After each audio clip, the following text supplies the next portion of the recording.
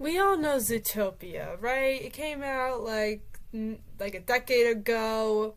It was like a very interesting film for the time. Like honestly, if it wasn't for that twist villain uh, being a total like downfall at the end, like it could have been really one of Disney's absolute best movies if it wasn't for Bellwether.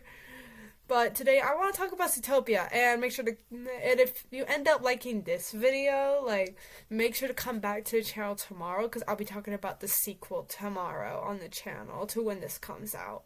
So without further ado, let's get right into my, film review of Zootopia 2016 one, not the new one. The first one, the original. The one where we first got introduced to this animal world where it brings up a lot of questions like where are the people and stuff. But hey, let's just get into it. Now, before we get into the actual film, I am going to basically list off the important characters that appear in Zootopia, like the most important ones, pretty much, and who they're voiced by, since it's an animated movie, so I'm saying voiced by. Firstly, there is Judy Hopps, voiced by Jennifer Goodwin, Nick Wilde, voiced by Jason Bateman, Chief Bogo, voiced by Idris Elba. I'm so sorry, sir. Sometimes I just can't pronounce her name. I don't know why. And then there's Bellwether, the twist villain I talked about earlier. Voiced by Jenny Slate. Clawhauser is voiced by Nate Torrance. Bonnie Hopps is voiced by Bonnie Hunt. I wonder if they named the character Bonnie after the voice actress. And then there's Stu Hopps, voiced by Dawn Lake. And then there's Mayor Lionheart, voiced by J.K. Simmons. Mrs. Otterton, voiced by Octavia Spencer. Then there's Duke Weaselton, which is kind of a joke following the Duke Weselton in Frozen. Maybe I could talk about Frozen sometime. I won't be as generous as I am going to be towards Zootopia 2, I don't think. Not Zootopia 2, I mean like Zootopia 1. Like, you guys know what I meant. And then there's Gazelle, voiced by Shakira. Also, like, she's like a pop star, so like a singing voice too. Then there's Flash, Raymond, voiced by Raymond S. Percy. And speaking of Flash, sometimes I'll just randomly say, Flash, 100-yard dash, like Nick does. Like, I don't know why, I just say it sometimes. And then there's Mr. Big, voiced by Maurice LaMarche. And, obviously we all know what Mr. Big is basically a parody of, right? Like, we all have heard of The Godfather. And then lastly, the only one that's really too important, per se, is Gideon Gray, voiced by Phil Johnston. And that will be all the characters that you're going to need to know for this video. Alright, so Zootopia begins with a stage play being held by Judy Hopps, our main character Judy Hopps, when she's a child with some, I guess, fellow classmates of hers, and basically the whole stage play is about the, backstory, origins of the world we are being introduced to here in Zootopia. Sorry, my cat distracted me, bro.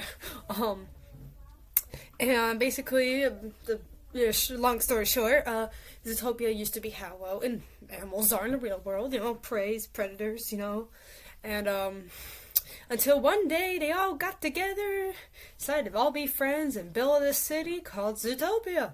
Yeah, that's the movie's name. And in this city, according to Judy in her little stage play, everybody gets along and you can be literally whatever you want to be. Any career you want. That's my cat scaring me in the back there. And she specifically says she wants to be a police officer. Now, Judy Hopps is a rabbit, so, police officer, that might be a bit of a struggle to reach, and her parents say so afterwards, and, we got our first of many, sex jokes with the bunnies, because bunnies have a lot of babies, and ultimately, though, Judy, out of corner eye, sees her friends be followed by, I guess, the town bully, Gideon Gray. And, so she goes to check it out, and Gideon Gray and his weasel buddy decide to try to steal these friends' tickets, but she stands up for herself, and then Basically, but ultimately, Gideon kind of like, I mean, she gets the tickets back sneakily, but Gideon kind of got her on the ground, be like, "You'll never be anything more than a stupid carrot farming dumb bunny," or whatever the fuck is that. I don't know. I'm sorry, I dropped the F bomb. Oh well, my channel's not really kid friendly anyway. Not little kid friendly anyway. Basically, like, but basically, like, you know, ultimately just leads her into being like, "I will not quit on my dreams." And so, years later, when she's older, now that she's older, she goes to basically the police academy. Fails utterly, right? She fails utterly. She goes home, rejected, dejected, and decides she's gonna try harder. Like, she's gonna practice. So we get this, basically this whole section in the movie is like a montage, and so basically, and then she goes back to the police academy a second time, and she's literally top of her class. And then we get to see her getting her police badge from the mayor, Mayor Lionheart, who's a lion. Well, the names are so on the nose in this movie, I swear. Like, they're so on the nose. Hops. Like, it's just... Lionheart. Flash is an ironic one later, but, basically, and then she ends up getting to go to Zootopia, and, officially, and, once there, we learn she has a really small apartment, she got that, thin walls, noisy neighbors, which becomes a running joke throughout both movies, actually. I will be talking about the sequel tomorrow, don't forget, and... basically, we finally get to see her first day at work, and, she's all excited, we're seeing all the police officers and stuff. We meet Chief Boko, the police chief, and she's assigned to meter maid duty, which she's obviously not happy about at all, mostly because, and not just because she has, big dreams, but because she was literally top of her class, so... I feel like I mean, it wasn't explicitly said that it's a reason, but I feel like it might be a reason. I mean, she even brought it up to Chief Boko. Like, she was like, "Chief, need I remind you, I was top of my class at the academy," or whatever. And, like, yeah, so I feel like, her standards of how her career is gonna go must have been put even higher after that, So, yeah, and, basically, he was like, "Yes, I know, I don't care," which honestly, I mean, you know what, Judy, great started at the bottom, like you're not gonna be what you want to be immediately, like, obviously, basically, her overall goal, really, is just make the world a better place. So, like, I'm gonna be honest with you guys for a second here. When I was younger, I did not like Judy in the first movie at all. Like, and now Zootopia won her. Like, I'm not talking about the sequel here. I'm talking about just the first one. When I say this about Judy, I did not like her at all when I was younger, and now she's really only tolerable in this movie. I mean, like, she's way better in the sequel, way more, in the sequel. But even though she's not much different in the sequel, but I don't know. But anyways. So basically, she's on meter maid duty, and this is when we get into the next section of the film. Alright, so while she's doing her meter maid duty, she kind of looks over at the sidewalk and sees a fox kind of, looking a little suspicious, but I mean, she has that prejudice against foxes, I guess. I don't know. I don't think the overall messaging in this movie really holds up, since prey, like, even if the predators aren't actively hunting the prey right now in this point in time, like, still, like, I feel like they still have a biological reason to be scared of them. So the whole racism, prejudice thing does not hold up at all, hence why I don't think this movie is nearly as good as the sequel, but as far as messaging goes, that is. But like I said, I'll talk about the sequel tomorrow. But basically, she goes in there, see what's going on, and then she's like, "Oh, I was wrong." When Nick, when the guy, Nick, that's the fox's name, Nick, he has a son, and it's his birthday. And, oh no, I can't pay for the popsicle. So Judy pays for the popsicle, especially since initially the elephant that runs the place was going to be prejudiced towards him because he's a fox or whatever, and like, but then literally we learned not that much later that Nick was like stealing the popsicles to resell them as tinier popsicles to get his own money and stuff anyway. So like, again, like back to the whole, oh, we're prejudiced and stereotypical, you know, foxes are stereotypically sly, but then Nick's sly anyway. Like, wait a minute. But basically she's just like, I stood up for you and you lied to me, and so he's just like, oh well, it happens to the best of us. And but ultimately she's just like, and later on when she is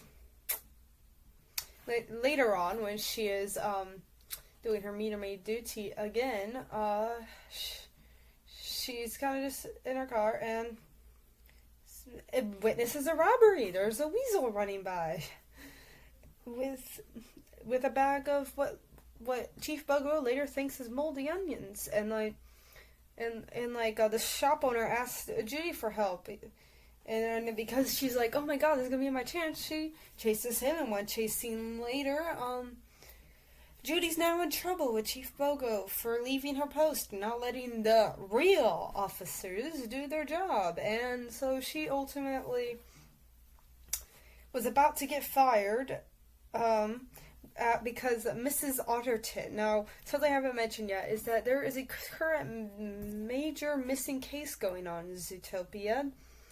And there have been mammals missing all over, and they're all predators.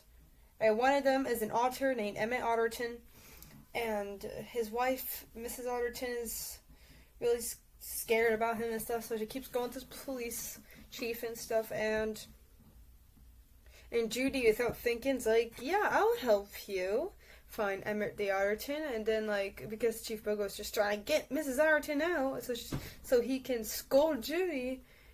And then, like, he's like, so he wants her, obviously, once Mrs. Otterton out of the room, he's like, you are going to tell that sweet otter that you cannot do it, or whatever, and too late, because the assistant mayor, Assistant Mayor Bellwether, who we later learn is a villain, is actually behind it, but we'll get to that later, sorry,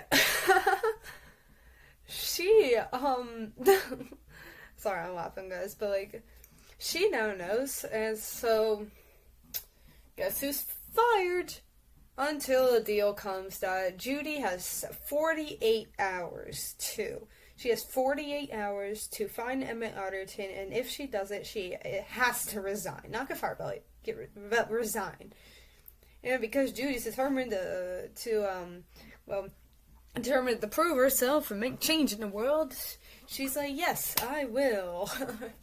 I will do this in 48 hours, and so she gets to work to find Emmett the otter.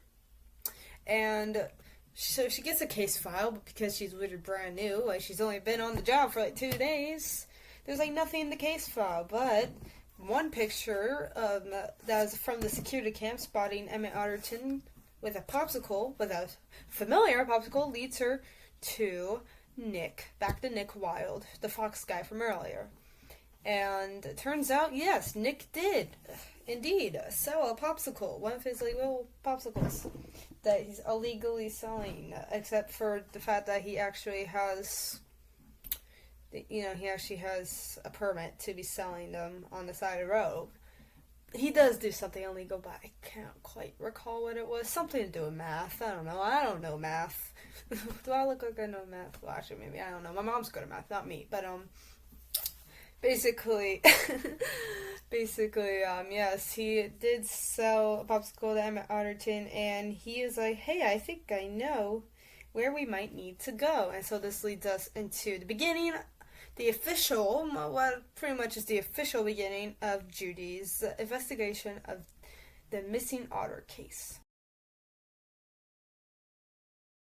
Alright, so Nick brings Judy to a club.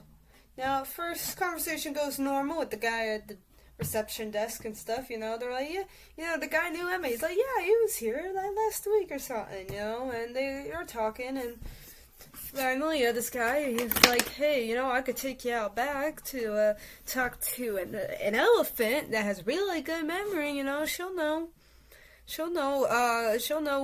Emmett. She'll know something that can help you and stuff.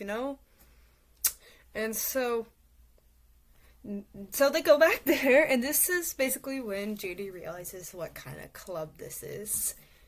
And as the receptionist guy, whatever he is, front desk dude, as he calls it, it's a naturalist club, where these animals don't be wearing clothes. And so, while to, honestly, let's be honest, to someone like us, the viewers, basically the audience, it's like, okay, so how animals are supposed to be. But to Judy and her world, Zootopia stuff, she's like, why the hell aren't you wearing clothes? So, I guess in this universe, most animals are modest. Well, it's like me. Okay, but it's just funny to think about, because animals in the real world, they're just they don't care, they'll just sniff each other's butts all day, like my cats or dogs or something, But basically, they go to talk to the elephant, and the elephant doesn't have good memory, but seems front desk guy has great memory. He even recalled the license plate of the car that took Emmett away the other week. Emmett away from the naturalist club. But honestly, though, the fact that Emmett was at this naturalist club brings up so many questions for me. Does Mrs. Otterton know he'd go there? Because if not, I feel like that might be a conversation and might need to have. Not saying the naturalist club a bad thing or anything, but I'm just saying I have questions. Also, apparently he's a florist. I forgot to mention that. Yeah, Emmett the Otterton is a florist. That is something that Judy knows pretty much off the bat. But basically, this leads them to the DMV. And at the DMV, Judy and Nick to the DMV. And this scene, y'all know this scene. Everyone knows this scene. This is literally said to be one of the most iconic scenes in modern Disney, or just Disney in general, really.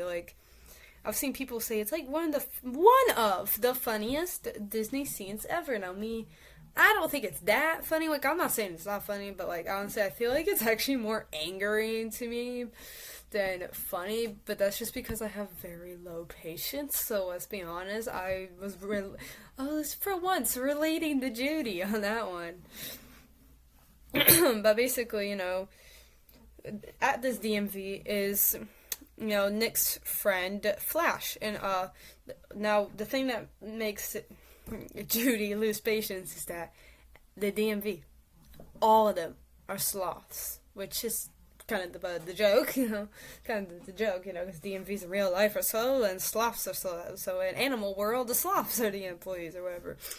And basically, Nick led Judy here to waste her time because he, at this point, he doesn't have much character development. He's just like, how did I get roped into this? Lady, I don't want to help you anymore, So by the time they finally get out with the license plate number tracked to Tundra Town, which is one of the zones of Zootopia, it's nighttime. And so by the time Judy and Nick get to the place they have to go, which is a limo place, a place with a bunch of limousines that you can rent in Tundra Town, it's locked. And Nick just being like, well, I guess we can't do that. So, goodbye. I want your carrot pen now because I forgot to mention that the deal was he would get the carrot pen if he would help her with the case. And in turn, she would give the carrot pen and not arrest him on fields where she could actually arrest him, I guess. And her carrot pen actually, records voices. So that's kind of how she got the leg up and stuff because he said it himself. He And so, anyways, this, basically both of them kind of break into the limousine thing, and they go to the right limousine with the right, and what they find in there, and not, in the front looked pretty normal, but once they get to the back, there is claw scratches everywhere, there's broken mugs and stuff, maybe not mugs, but cups, and basically, It's a mess. And then, and they even find, I think, yeah, they found like Emmett Arterton's ID on the floor of the limo and stuff. And what happens next leads us into the next section of the movie. Now we enter the part of the film that's a really good and really funny, basically parody of The Godfather. So they're about to leave the limo because Nick's finally realized who owns the limo. And he's like, well, we gotta get out of here or else we're gonna be in big trouble. So that's what they decide to do. But then two giant polar bears are there. They grab them. Now they're taking them to the wherever they're going. And basically Judy's kind of like, what's going on? And Nick's just like, be quiet. And then finally they come, and a bunch of other polar bears are coming in, and with each one, Judy's like, is that Mr. Big? Is that Mr. Big? And Nick's still just like, shut up, we're gonna be in big trouble. And then finally Mr. Big's revealed to be a tiny little rodent, which is so funny, but like, still though, clearly he's pretty menacing because, almost kills them. He almost ices them, basically. Which basically just means open up the floorboard, drop them into the icy water depths below with no escape. So they'll, like, I guess, drown. Freeze and drown. Feel like Titanic down there. Oh, I'm sorry. Anyways. So, but what stopped them was Mr. Big's daughter comes in. And something I didn't mention was that earlier with the chase with the weasel through little Rodentia, Judy saved a tiny little rodent girl that was exiting a store for being totally crushed by a giant donut statue. Like, she saved her from being crushed by it. And it turns out Mr. Big's daughter is that lady. So, is that young girl. So, when I say young girl, I mean it's an adult about to get married. Like, it was actually the daughter's wedding day. I don't know why I'm saying young girl like that. But I just feel weird saying woman because it's a rodent. Anyways, but basically, ultimately, they get invited to the wedding. Now, Mr. Big still doesn't like Nick, obviously. I mean, Nick... there actually was history there. Like, Nick, like, gave him a rug that was made from a skunk's ass or whatever. but I think that's all he actually did. But anyways, but basically, ultimately, Mr. Big was able to help Judy with her case and was like, hey, look, Emmett, he's like my florist. I don't know what happened to him, but you could ask the driver of the limo. He lives over in the jungle. I think he said a different word, like a more fancy word for the specific habitat, but I'm just gonna say jungle because I don't remember how to pronounce it. It was like Tahunga or something like that. Basically, they go over there, and there's a panther. Yep, it's the limo driver. Basically, there's the limo driver, and driver's a panther that lives there, and basically he's like, Judy and Nick convince him to talk, but then suddenly something happens, and they hear a crash inside, so they hurry inside to find that he's turned savage. He's turned savage, and so basically, Judy and Nick get chased away by the panther.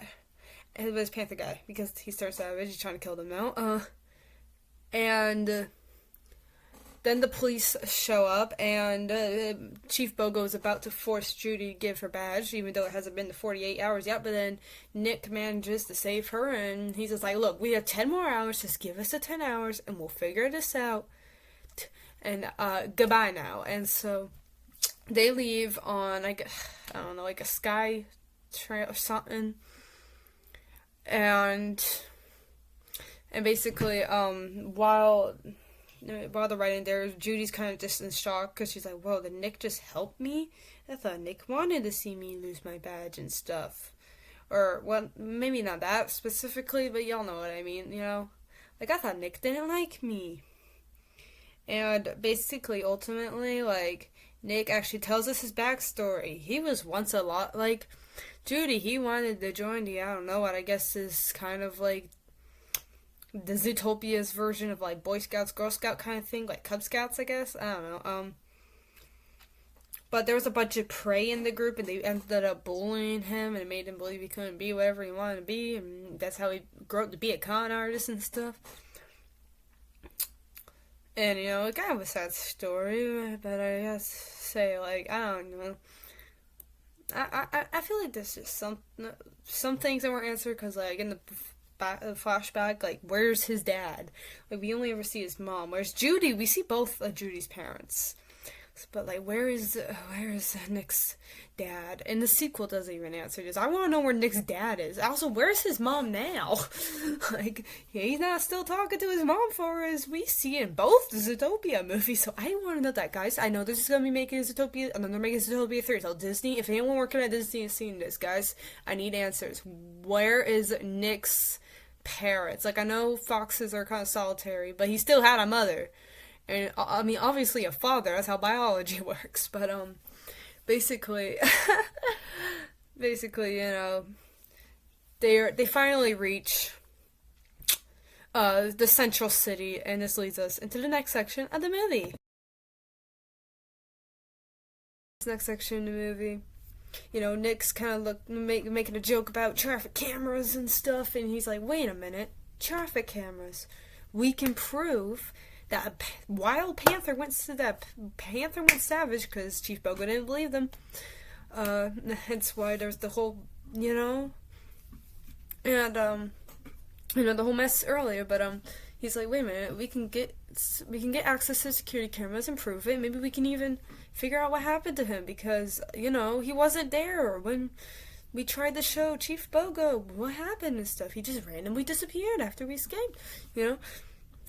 So like, but the thing was is that Judy didn't have access because obviously, Chief Bogo's already mad. He's not going to give her access to the security cameras from the security camera footage from the police station. But then she's like, wait a minute, the assistant mayor, Bellither, she'll be glad to help. We're good friends. I'm good friends with the assistant mayor, basically.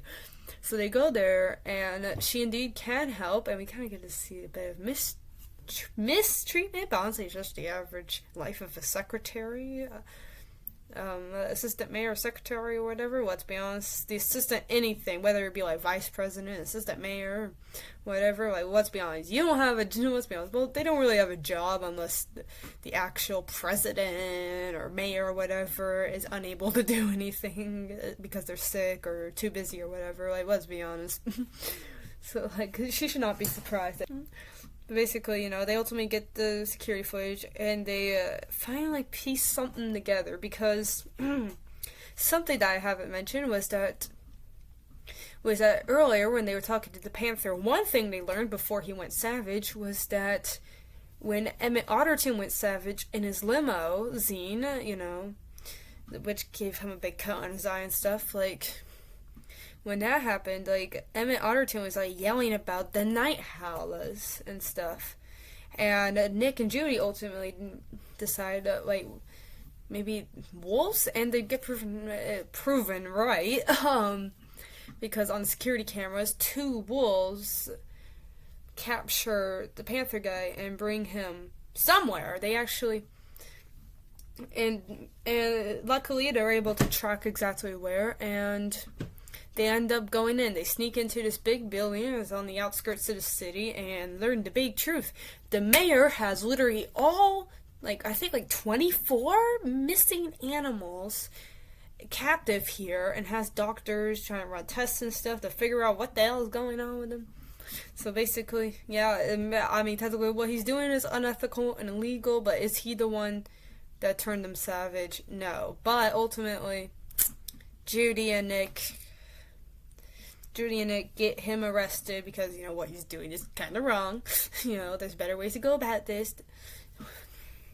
And from then on, things are different for Judy and her career. Because, I mean, she did just solve the entire case. Well, since she kind of just solved the missing case, well, she solved the missing part of the case. We don't know why the animals, these predators, went savage, but she did find all the missing animals, including Emmett Otterton, actually. Judy is a big celebrity cop now, so she's having all these interviews and stuff, she's all in the news. But, something still doesn't feel right for her, and ultimately she goes up for this basically interview, the kind where there'll be lots of people asking questions at the same time, not like a one-on-one or whatever, like, Not that kind of show. Not like a late night talk show or something, not that kind of show. You know what I mean? Y'all know what I mean. She's trying her best to explain it and explain everything, and like at one point a pig asks, like, what do you think? I think it was a pig that asked this, like, what do you think's making him go savage or whatever? And like she's like, not knowing really what to say because there really aren't any like solid theories at this point. She's kind of just like, maybe it's about biology. And literally right before this, she has actually asked Nick, like, hey, we make a pretty good team. Maybe we could be partners at the ZPD or whatever. And Nick's actually considering it while she's doing her interview. But then when she starts, talking about biology and stuff, he kind of just get flashbacks to the trauma he had as a little fox child or whatever. And, like, he's not too happy with what she said. So when she comes back thinking, thinking that she did a pretty good job, Nick's not too happy. They end up having an argument, and they're no longer friends, and Judy just feels awful, and so she ends up talking to Chief Bogo and the assistant mayor Bellwether, who's now not the assistant, but the mayor, because Lionheart's in jail. So, Mayor Bellwether. And she's like, you know what, I give up, here's my badge, I'm going home. So she goes home to the carrot farm. And it isn't until she is reunited with her old bully, for her old school year's bully, Gideon Gray, that things start to look back up for Judy. Because she kind of just, and her parents, obviously, even though they're kind of relieved she's not a cop anymore, because throughout the movie we kind of definitely get the feeling that Stu and Bonnie are worried because she's such a, she's a bunny and is big in the big city and stuff. But they're because of her parents and stuff. At the same time, they're just like, "Oh, our kid's sad because she's not, doing what she loves." But basically, Gideon Gray is a changed man, or should I say, a changed fox, and he actually helps Stu and Bonnie with their business and stuff, like bringing pies over or something. And now we get what the Night Howlers really are, because it wasn't wolves. The Night Howlers are something else.